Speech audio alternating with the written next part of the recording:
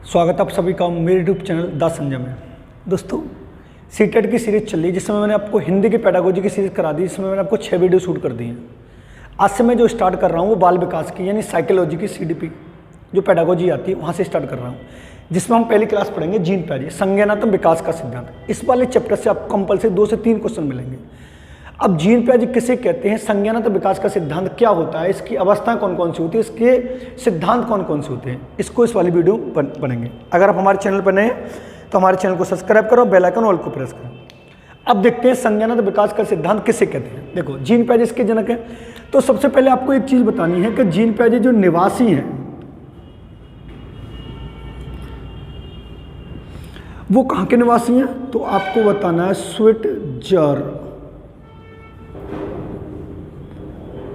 Switzerland के बताने हैं। फिर आपसे ये पूछेगा ये कौन है, तो आपको बताना है मनोचिकित्सक हैं।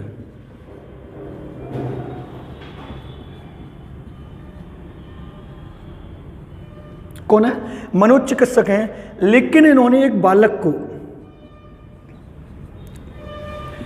एक तो नन्ना वैज्ञानिक माना है,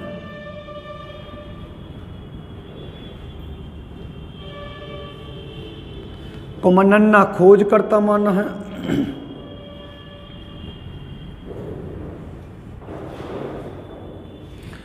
और नन्ना अन्वेषक माना है। क्लियर है। अब इनकी एक परिभाषा भी आती है, इनकी एक परिभाषा भी है।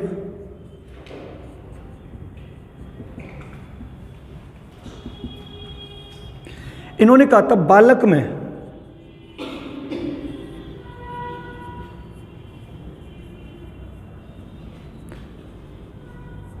बुद्धि का विकास उसकी आयु के साथ साथ बढ़ता है।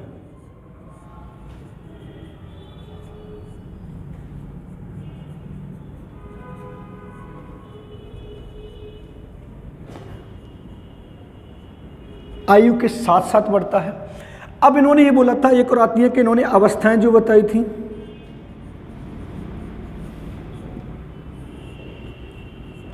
अवस्थाएं कितनी बताई इन्होंने, 4। अब उसके बाद इन्होंने अगर ये पूछे वक्र कौन सा बताया है, तो इन्होंने बताया है विकासात्मक वक्र।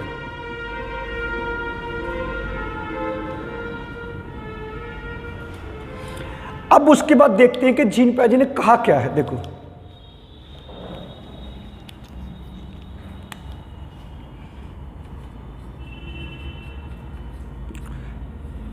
प्याजी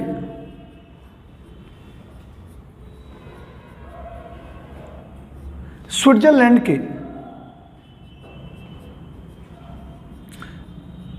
एक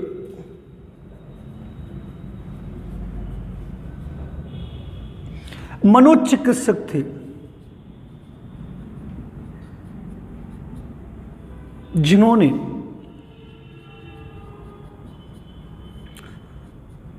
बालकों में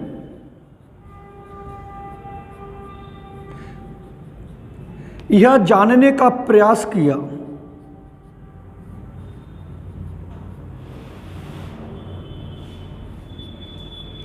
कि उनमें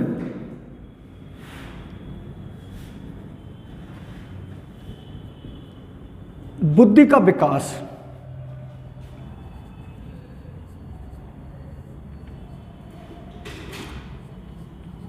किस ढंग से होता है,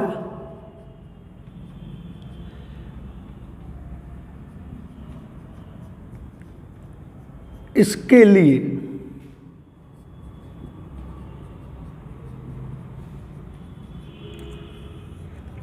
संज्ञानात्मक विकास के सिद्धांत का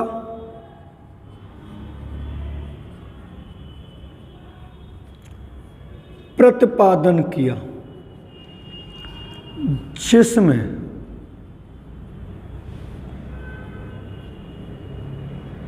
वृद्धि, अवधान, भाषा,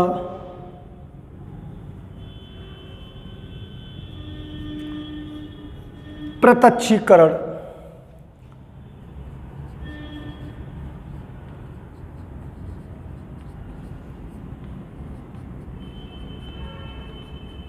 आदि शामिल होता है। देखो, अगर वो आपसे ये कहता है कि संज्ञानात्मक विकास का सिद्धांत किसने दिया है, जीन पियाजे। अगर आपसे ये पूछता है पियाजे कहाँ के निवासी हैं, आपको बताना स्विट्जरलैंड के। अगर आपसे ये पूछा पियाजे कौन है, मनोज चिकित्सक। अगर उसने ये पूछा है कि पियाजे ने बालक को क्या माना है, तो आपको बताना नन्ना वैज्ञानिक, नन्ना खोजकर्ता, नन्ना अन्वेषक। अब उनकी एक परिभाषा है, उन्होंने ये कहा है कि बालक में जो बुद्धि का विकास है उसकी आयु के साथ साथ बढ़ता है।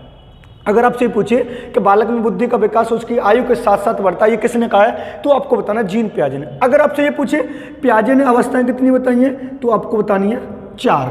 अब ये पूछेगा पियाजे के वक्र का क्या नाम है, तो आपको बताना है विकासात्मक वक्र, जो भी मैं आगे पढ़ाने वाला। अब देखो, ये उन्होंने कहा है कि संज्ञानात्मक विकास का सिद्धांत, यानी पियाजे स्विट्जरलैंड के मनोज चिकित्सक थे, जिन्होंने बालकों में यह जानने का प्रयास किया कि बालक में यानी उनमें बुद्धि का विकास किस ढंग से होता है। यानी इस वाले सिद्धांत का मुख्य उद्देश्य ये जानना था कि बालकों में बुद्धि का विकास किस तरीके से हो रहा है। इसके लिए उन्होंने किसका विकास किया था, संज्ञानात्मक विकास का सिद्धांत का प्रतिपादन किया, जिसमें वृद्धि, अवदान, भाषा, पृथक्कीकरण आदि शामिल थे। लेकिन दोस्तों, अगर आपसे ये पूछे संज्ञानात्मक का अर्थ क्या होता है, तो आपको बताना है बालकों के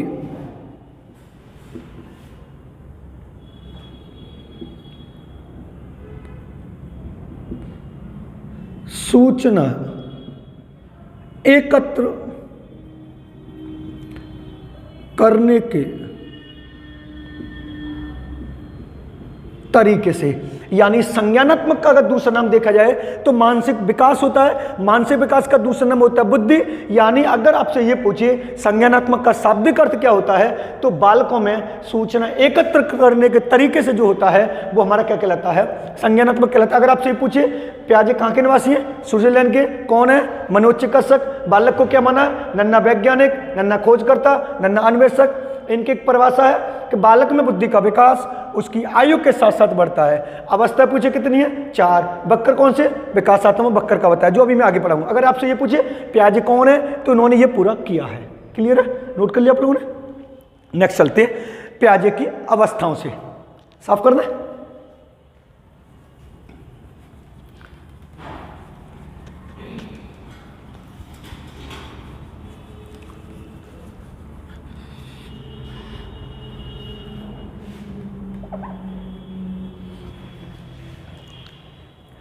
अब आते हैं पियाजे की अवस्थाएं।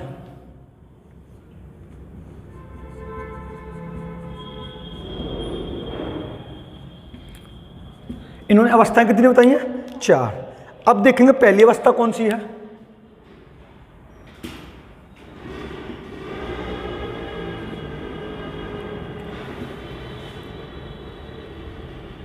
संवेदी गामक,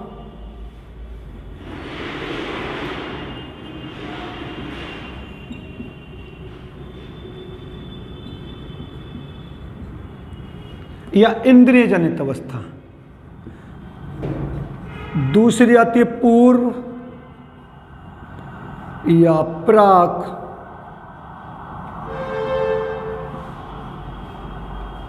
संक्रियात्मक अवस्था।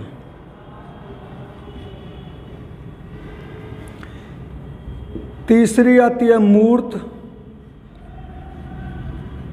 ठोस, स्थूल, कंक्रीट संक्रियात्मक अवस्था।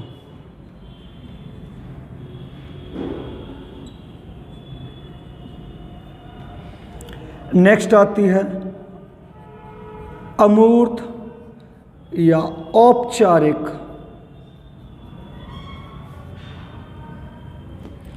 संक्रियात्मक अवस्था।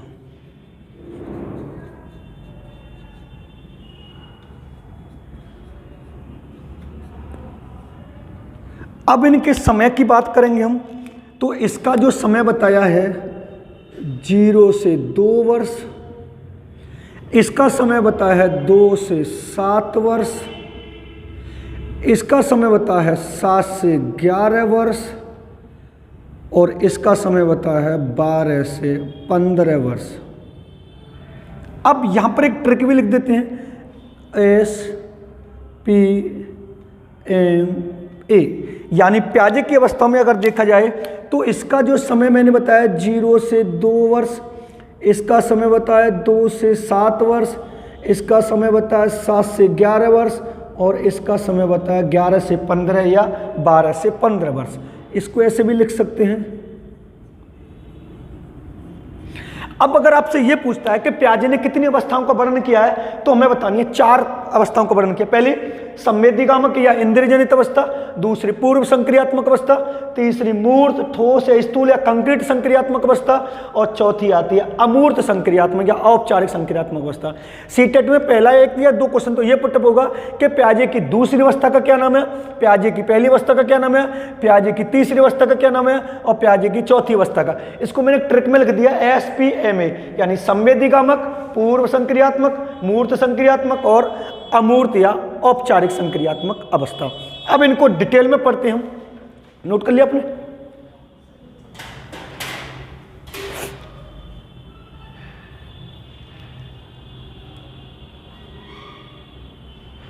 ओके, अब पहली हेडिंग डालेंगे हम,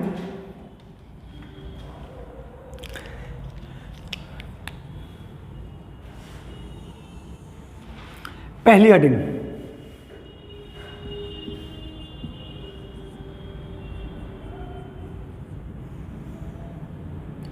संवेदीगामक अवस्था।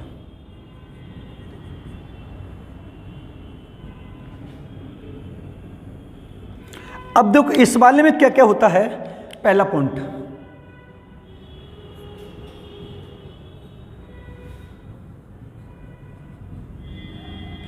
इस अवस्था में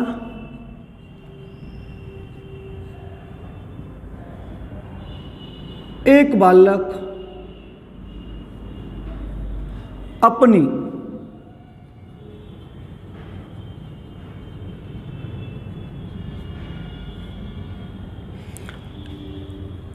आवश्यकताओं की पूर्ति के लिए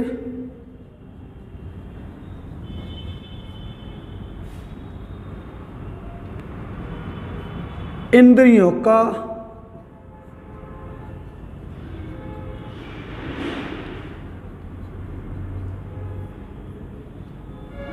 प्रयोग करता है। दूसरा पॉइंट देखेंगे,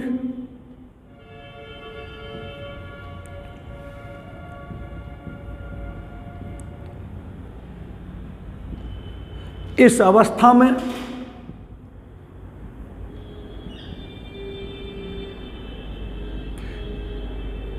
एक बालक में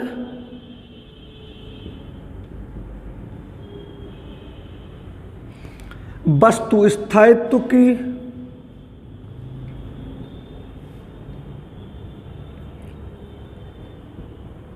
भावना पाई जाती है। तीसरा पॉइंट देखेंगे,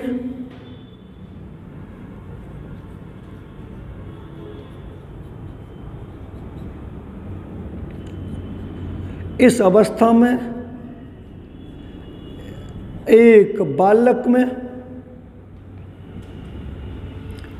अनुकरण की प्रवृत्ति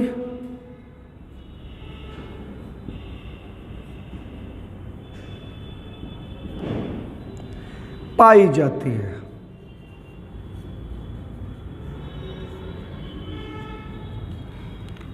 लास्ट में देखेंगे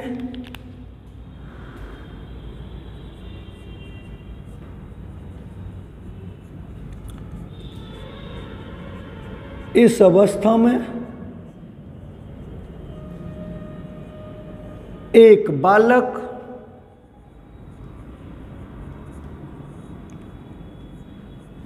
दूसरों पर निर्भर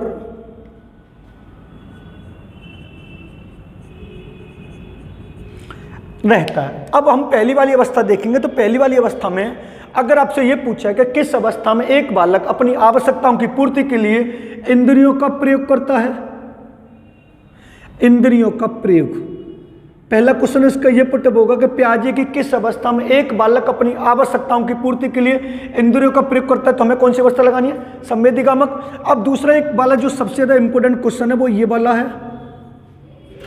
कि इस अवस्था में एक बालक में वस्तु स्थायित्व की भावना, यानी वस्तु स्थायित्व मीन्स होता है कि जब एक बालक किसी भी ज्यादा वस्तु को प्रेम करता है और उससे आपको दूर नहीं करना चाहता, वो कौन सी भावना कहलाती है? वस्तु स्थायित्व की भावना कहलाती है। और ये पूछेगा वस्तु स्थायित्व की भावना किस अवस्था में पाई जाती है, तो आपको बताना संवेदीगामक अवस्था में। तीसरा वो ये पूछता है किस अवस्था में एक बालक में अनुकरण की प्रवृत्ति पाई जाती है, तो आपको बताना संवेदीगामक अवस्था में। अगर आपसे ये पूछे कि किस अवस्था में एक बालक दूसरों पर निर्भर रहता है, तो कौन सी अवस्था कहलाएगी? संवेदीगामक। आपको इतना ध्यान रखना है, इन चारों पॉइंटों में सबसे ज्यादा जो इंपॉर्टेंट बात है वो है वस्तु स्थायित्व की भावना, यानी किस अवस्था में एक बालक में वस्तु स्थायित्व की भावना पाई जा रही है, वो बतानी है आपको संवेदीगामक अवस्था में। अवस्थाएं कितनी होती है हमारी? 4, संवेदीगामक, पूर्व, मूर्त और अमूर्त, जिसमें हमने पहली वाली अवस्था ये वाली पढ़ ली है। नोट कर लिया आप लोगों ने? नेक्स्ट चलते हैं दूसरी अवस्था।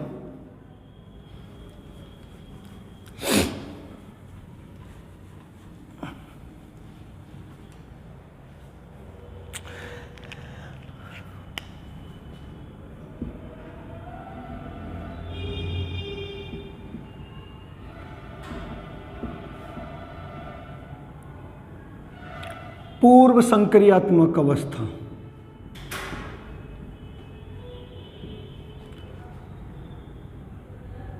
अब इसमें देखेंगे पहला पॉइंट,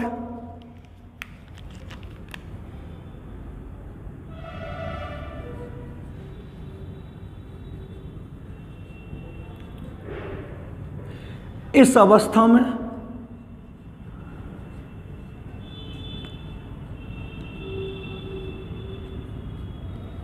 एक बालक में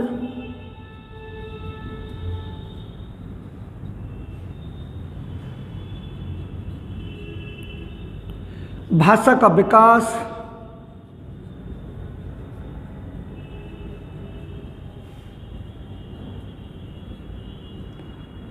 प्रारंभ हो जाता है।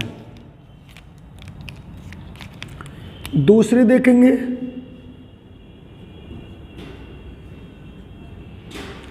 इसमें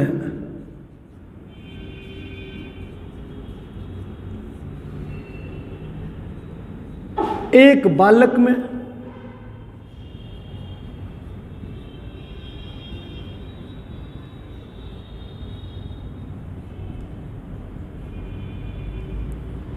सामूहिकता की भावना,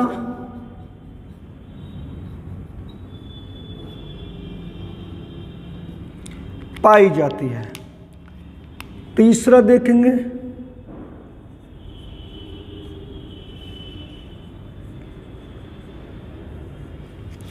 इस अवस्था में एक बालक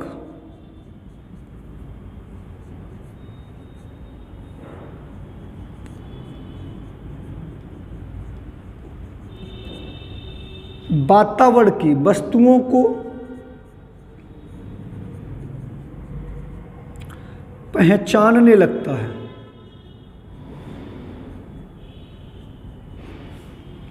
एक देखेंगे,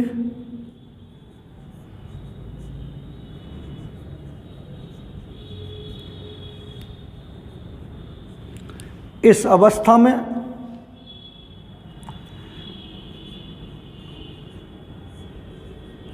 एक बालक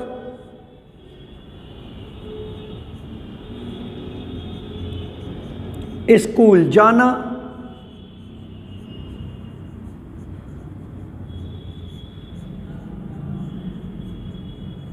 प्रारंभ कर देता है। अब समझेंगे पूर्व संक्रियात्मक अवस्था किसे कहते हैं। देखो, अगर उसने पूछा कि पूर्व संक्रियात्मक अवस्था किस अवस्था में एक बालक में, जब भी इस वाली अवस्था से क्वेश्चन पुटअप होता है तो पहला वाला ऑप्शन को पुटअप होता है कि किस अवस्था में एक बालक में भाषा का विकास प्रारंभ हो जाता है, तो आपको बताना है पूर्व संक्रियात्मक अवस्था, यानी किस अवस्था में एक बालक में भाषा का विकास प्रारंभ हो रहा है, पूर्व संक्रियात्मक अवस्था में।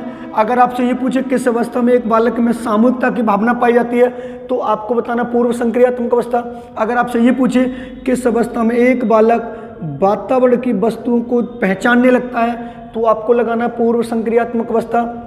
अगर आपसे ये पूछे कि किस अवस्था में एक बालक स्कूल जाना प्रारंभ कर देता है तो आपको बताना पूर्व संक्रियात्मक अवस्था। यानी इन 4 अवस्थाओं में से अगर दूसरी वाली अवस्था से जब भी क्वेश्चन पुटअप होगा सीटेट में तो सबसे ज़्यादा प्रश्न पुटअप होता है कि जीन पे आ जाए कि किस अवस्था में एक बालक में भाषा का विकास प्रारंभ होगा, तो आपको बताना पूर्व संक्रियात्मक अवस्था। नोट कर लिया आप लोगों ने। नेक्स्ट देखते हैं तीसरी अवस्था।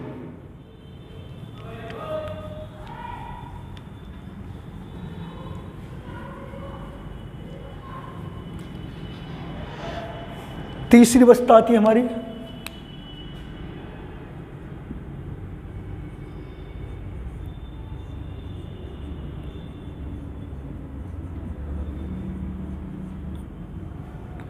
मूर्त संक्रियात्मक अवस्था।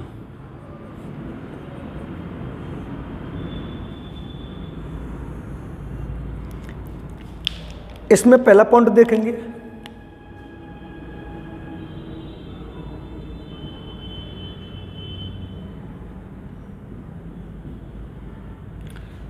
इस अवस्था में एक बालक के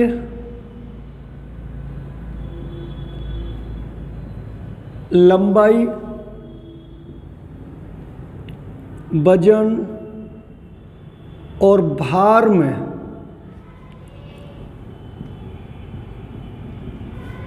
स्थिरता आ जाती है। दूसरा वाला देखेंगे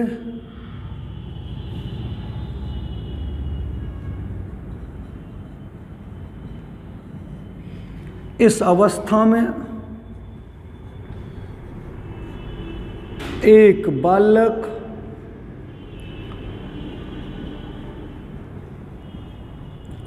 वातावरण की वस्तुओं में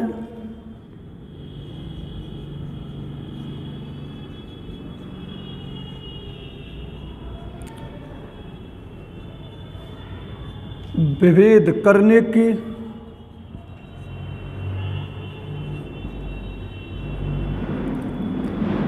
क्षमता का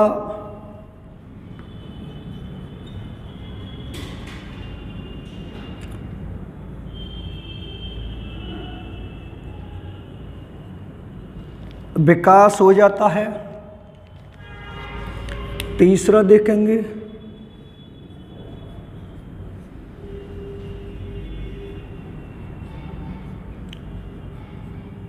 इस अवस्था में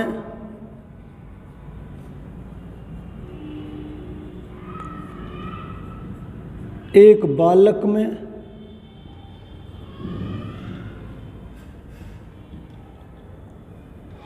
अमूर्त चिंतन का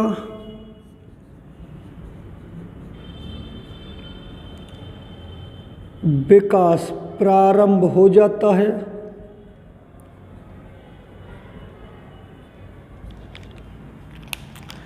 लास्ट देखेंगे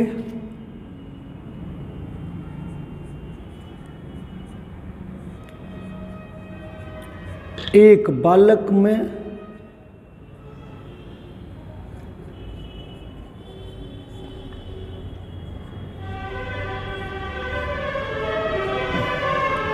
अच्छी तरह से सोचने,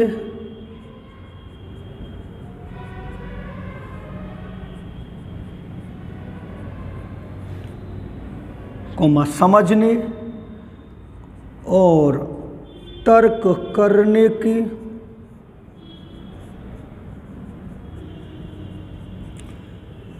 योग्यता का विकास प्रारंभ हो जाता है।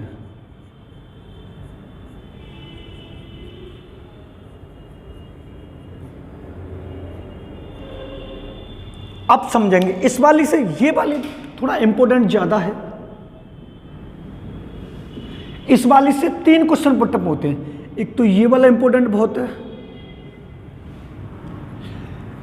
एक ये वाला इंपॉर्टेंट बहुत है और एक ये वाला इंपॉर्टेंट बहुत है। तो ये वाला भी, ये 4 पॉइंट इंपॉर्टेंट है समझना।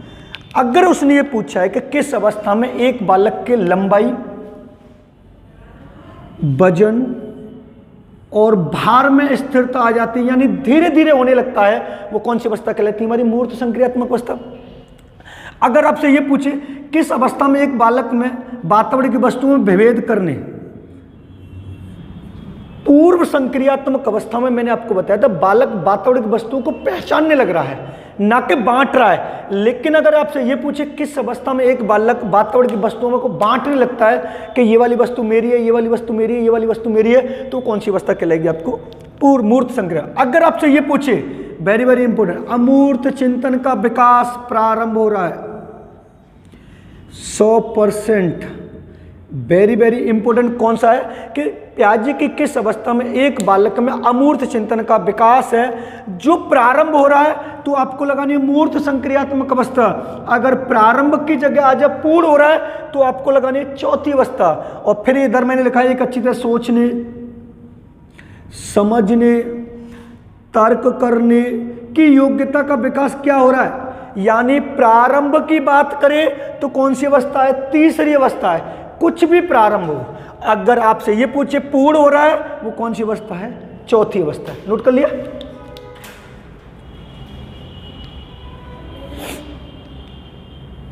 अब लिखते हैं चौथी अवस्था।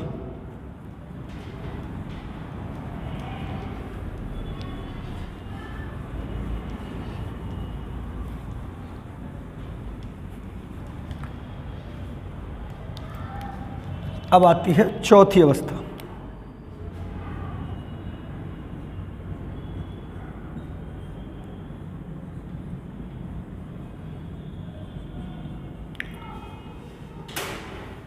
अमूर्त संक्रियात्मक अवस्था।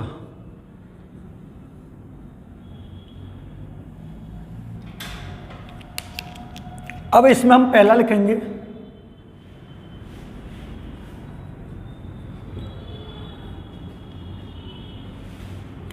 प्याजे की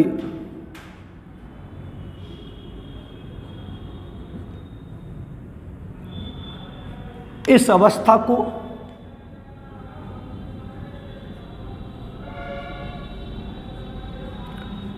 उच्च स्तर की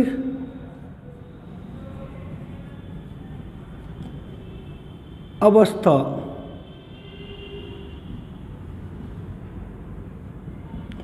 कहा जाता है। दूसरा लिखेंगे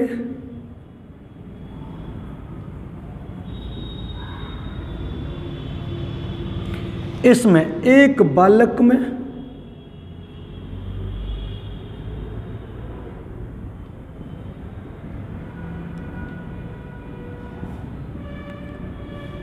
अमूर्त चिंतन का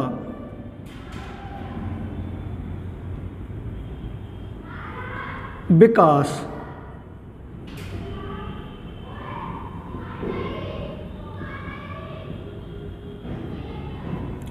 पूर्ण हो जाता है। तीसरा देखेंगे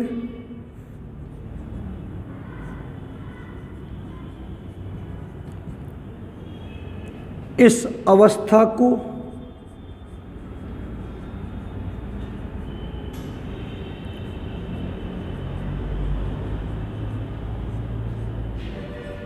समस्या समाधान की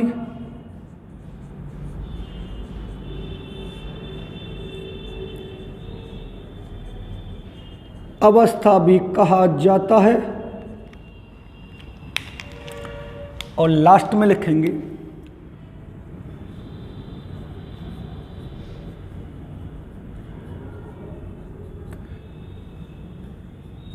इस अवस्था में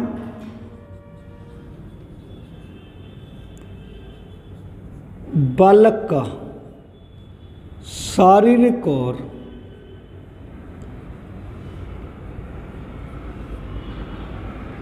मानसिक विकास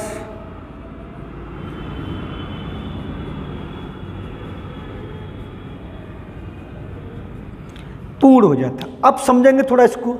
अगर उसने ये कहा है कि किस अवस्था को प्याजे की किस अवस्था को उच्च स्तर की अवस्था कहा जाता है, तो हमें बताना अमूर्त संक्रियात्मक अवस्था। अगर आपसे ये पूछे किस अवस्था में एक बालक में अमूर्त चिंतन का विकास पूर्ण हो रहा है, तो आपको कौन सी अवस्था बतानी है? चौथी वाली अवस्था। अगर प्रारंभ हो रहा है तो तीसरी वाली अवस्था।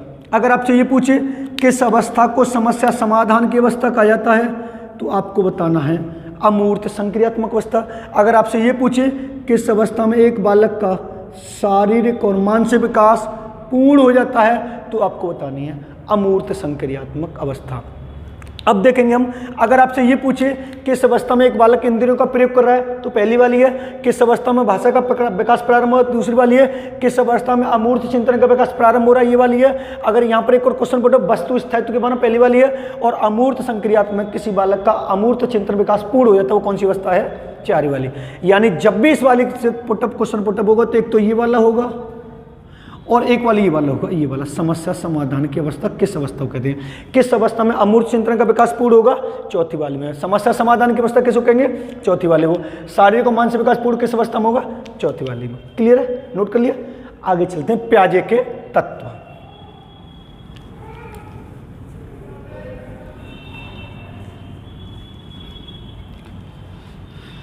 अब हेडिंग आती है प्याजे के तत्व।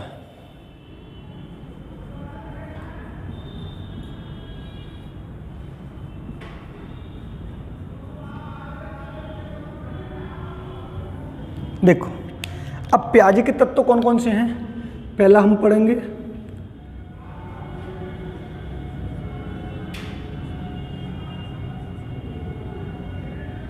अनुकूलन, दूसरा हम पढ़ेंगे क्रिया, तीसरा हम पढ़ेंगे स्कीमा, नेक्स्ट हम पढ़ेंगे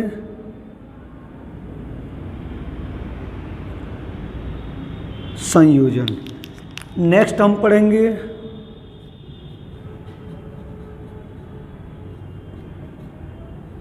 समावेशन, नेक्स्ट हम पढ़ेंगे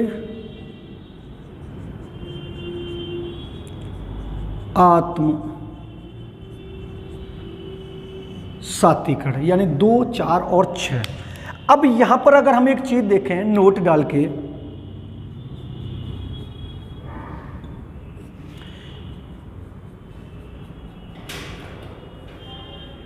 प्याजे के सिद्धांत में सबसे महत्वपूर्ण तत्व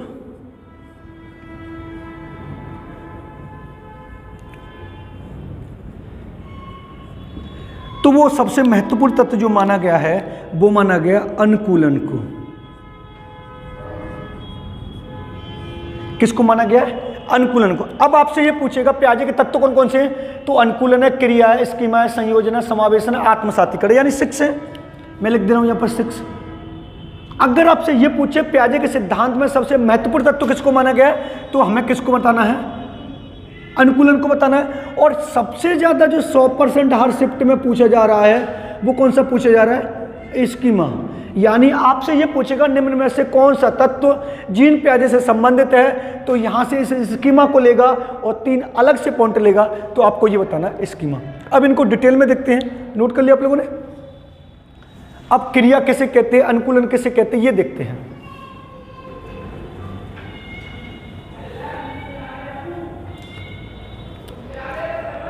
अब इस वाले में पहला पॉइंट देखेंगे,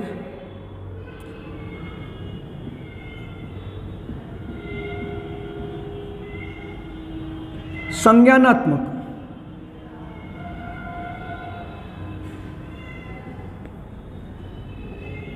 विकास का सिद्धांत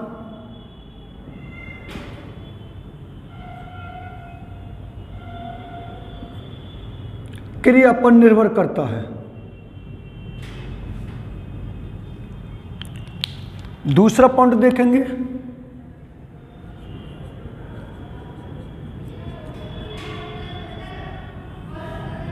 संज्ञानात्मक विकास की प्रक्रिया का स्वरूप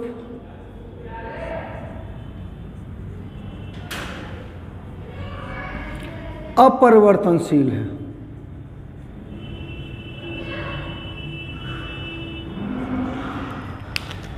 तीसरा देखेंगे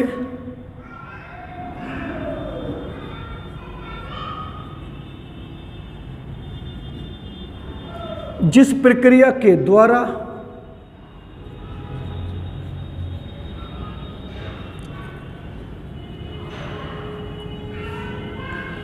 संज्ञानात्मक रचना को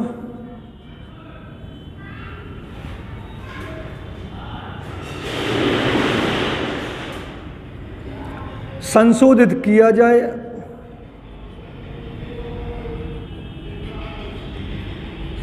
समावेशन कहलाती है।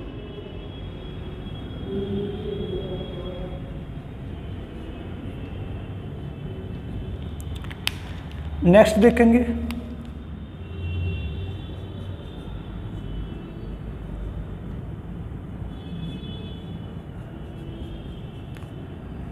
बार बार दोहराई जाने वाली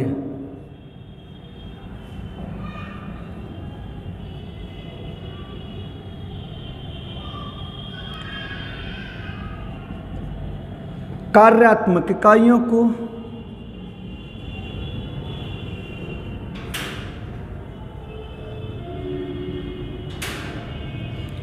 स्कीमा कहते हैं।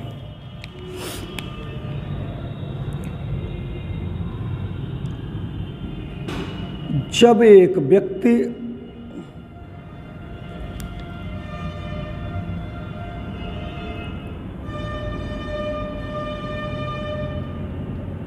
अपने पूर्व ज्ञान में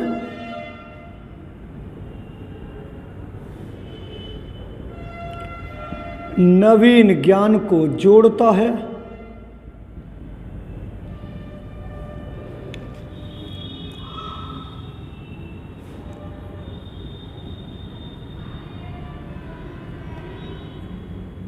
आत्मसातीकरण कहलाता है।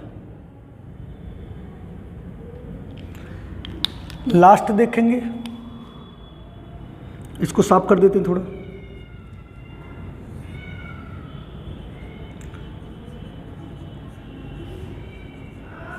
जब एक व्यक्ति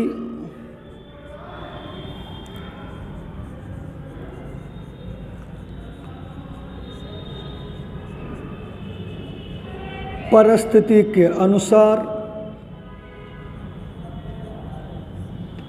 अपने व्यवहार में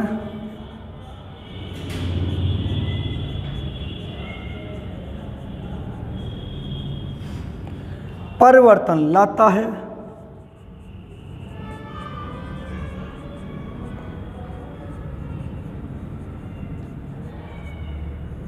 अनुकूलन कहलाता है। ये सबसे ज़्यादा जो इम्पोर्टेंट मैंने आपको पढ़ाया, ये वाला पढ़ा है, एक ये वाला और एक ये वाला। देखो मैंने आपको ये बताया था, पहले पियाजे के तत्व कौन कौन से, क्रिया बताया था, अनुकूलन बताया था, संयोजन बताया, समावेशन बताया था, आत्मसातीकरण बताया था, स्कीमा बताया था। अब मैंने पहले लिखा है, अगर आपसे ये पूछे कि पियाजे के सिद्धांत में सबसे महत्वपूर्ण तत्व किसको माना गया, तो अनुकूलन को माना गया। अब दूसरा क्वेश्चन आपसे ये पूछे संज्ञानात्मक विकास का सिद्धांत किस पर निर्भर करता है, तो आपको बताना है क्रिया पर निर्भर करता है। अगर आपसे ये पूछे संज्ञानात्मक विकास का सिद्धांत कैसा है, परिवर्तनशील है, अपरिवर्तनशील है, तो आपको बताना है अपरिवर्तनशील है। अब आपसे ये पूछा जाएगा, जिस प्रक्रिया के द्वारा संज्ञानात्मक रचना को संशोधित किया जाए, संशोधन मीन्स होता है वो हमारी क्या कहलाती है, समावेशन कहलाती है। अब संशोधन मीन्स क्या होता है कि जब आपके अंदर ऐसी कोई आदत जो गलत आदत है उसको सुधार करके उसकी जगह कोई दूसरी आदत हमें लेकर आनी है, यानी आप जिस कार्य को कर रहे हैं वो गलत कर रहे हैं, उसकी जगह हमें दूसरा लेकर आना है, तो जो संशोधन करके जो लाया जाएगा उसको पियाजे ने क्या नाम दिया है, समावेशन कहलाए। यानी जब एक व्यक्ति द्वारा या एक बालक द्वारा किया गया कार्य संशोधन किया जाता है उसको क्या बोला गया है, समावेशन। अब बार बार दोहराई जाने वाली कार्यात्मक इकाइयों को क्या बोला जाता है, स्कीमा बोले। ये बड़ा इंपॉर्टेंट पार्ट है, यानी जब एक व्यक्ति बार बार एक ही काम को कर रहा है, चाहे सही हो या गलत, उसको क्या नाम दिया गया है, स्कीमा नाम दिया गया। अब ये भी बड़ा इंपॉर्टेंट पार्ट है, कि जब एक व्यक्ति अपने पूर्व ज्ञान में नवीन ज्ञान को जोड़ता है तो वो क्या कहलाता है, आत्मसाती कण कहलाता है। अब इसको दूसरे वे में अगर देखा जाए कि जब हमारे पूर्व ज्ञान में कोई नवीन ज्ञान जोड़ता है या आप अपनी मर्जी से आप जैसा चाहते हैं वैसा करना चाहते हैं, उसको क्या बोला गया है, आत्मसाती कण। अब एक यहां पर ये बोला गया है, जब एक व्यक्ति अपने परिस्थिति के अनुसार अपने व्यवहार में परिवर्तन कहलाता है, वो क्या कहलाता है, हमारा अनुकूलन का सिद्धांत कहलाता है। यहां तक दिखाई दे रहा है, ढक दे रहा है यहां तक। अब एक क्वेश्चन ये भी आता है, अब जरा समझेंगे, प्याजे के अन्य सिद्धांत।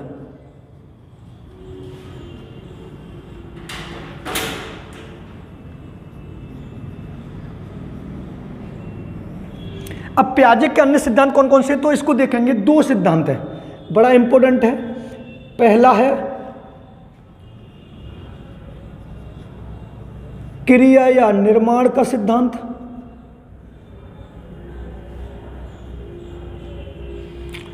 और दूसरा है खोज का सिद्धांत।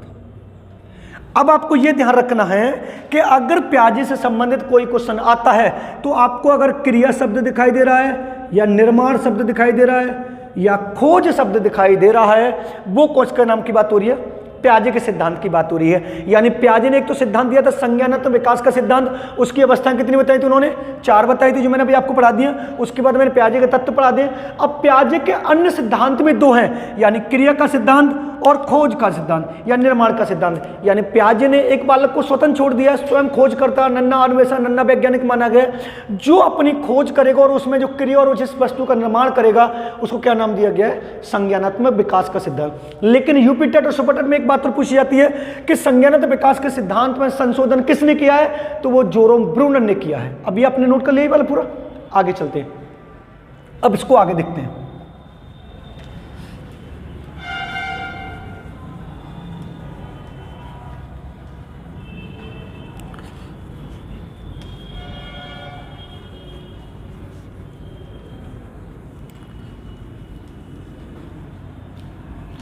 इधर आगे देखेंगे, देखो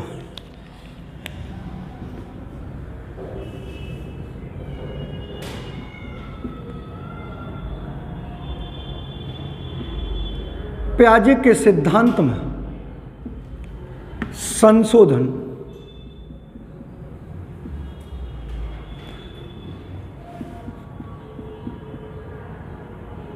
जेरोम ब्रूनर ने किया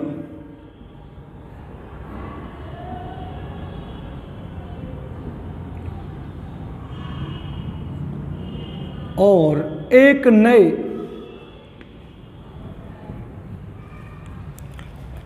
सिद्धांत का प्रतिपादन किया।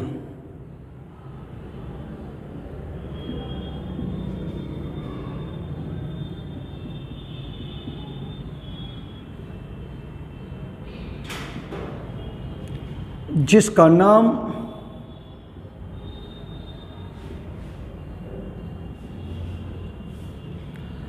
आधुनिक संज्ञानात्मक विकास का सिद्धांत रखा।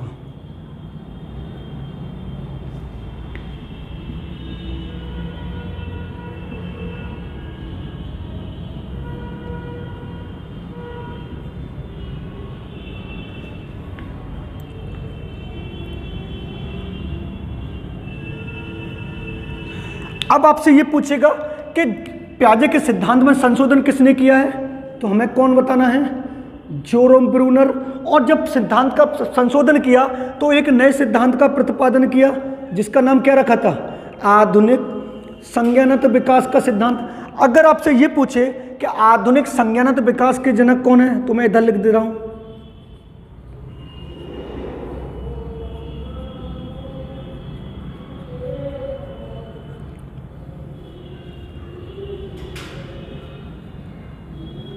विकास का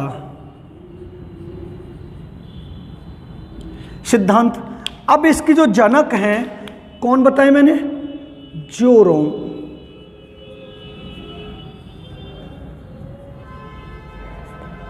ब्रूनर बताएं। अगर आपसे यह पूछे ब्रूनर ने कितनी अवस्थाओं का वर्णन किया अपने सिद्धांत में, तो आपको अवस्थाएं बतानी है।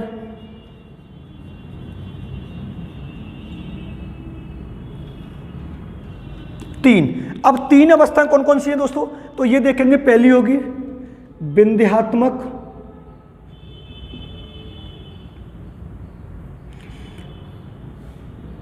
दूसरी होगी प्रथमात्मक, तीसरी होगी संकेतात्मक। अब इनको इंग्लिश में देखेंगे तो इसको बोलते हैं इनेटिव, स्टेज, इसको बोलते हैं आइकॉनिक, और इसको बोलते हैं सिंबॉलिक स्टेज। अब आपको इतना ध्यान रखना, अगर आपसे ये पूछे कि पियाजे के सिद्धांत में संशोधन किसने किया है, तो आपको बताना है जोरोम ब्रूनर। और जोरोम ब्रूनर ने संशोधन करके किस सिद्धांत का प्रतिपादन किया, तो उसको नाम दिया है आधुनिक संज्ञानात्मक विकास का सिद्धांत। पियाजे के सिद्धांत में संशोधन किसने किया? जोरोम ब्रूनर ने। और किस सिद्धांत को एक नया नाम दिया? आधुनिक संज्ञानात्मक विकास का सिद्धांत। अब ये पूछे आधुनिक संज्ञानात्मक विकास सिद्धांत के जनक कौन है? जोरोम ब्रूनर। उन्होंने कितनी अवस्था बताई है? 3, विंध्यात्मक, प्रथमात्मक और संकेतात्मक। यूपी टेट और सुपर टेट में क्वेश्चन ये पुटअप होता है कि निम्न में से कौन सी ब्रूनर की अवस्था नहीं है, तो इन 3 को यहां से लेगा और एक अपोजिट लेगा। और ये जो आपको याद करनी है ये इंग्लिश में याद करनी है, यानी इनेटिव, आइकॉनिक और सिंबॉलिक। ये था दोस्तों जीन पियाजे। मैंने हिंदी की पेडागोजी पहले कंप्लीट करवा दी, इसमें मैंने 6 से 7 वीडियो बनाई है, 6 वीडियो बनाई है शायद। अब जो बाल विकास की पेडागोजी आज से स्टार्ट की उसमें मैंने पहली वाली वीडियो बनाई है पियाजे, जो अभी मैंने आपको शूट की है। अगर आपको वीडियो पसंद आया तो वीडियो को लाइक करें और शेयर करें और कमेंट करना ना भूलें। अगर आप हमारे चैनल पर नए हैं तो हमारे चैनल को सब्सक्राइब करो, बेल आइकन ऑल को प्रेस करें, जिससे आने वाले वीडियो को नोटिफिकेशन मिलता रहे। जिसमें आज जो पहली वीडियो पड़ी है वो मैंने सीटेट जो बाल विकास आता है 30 नंबर का, उसकी पेडागोजी, उसकी पहली वीडियो ये वाली है। कल नेक्स्ट पड़ेगी। ऐसे ही हिंदी खत्म होने का बाल विकास हुई, फिर उसके बाद पर्यावरण की होगी, फिर मैथ की होगी। वीडियो पसंद है तो वीडियो को लाइक करो, शेयर करें और सब्सक्राइब चैनल को जरूर करें। धन्यवाद।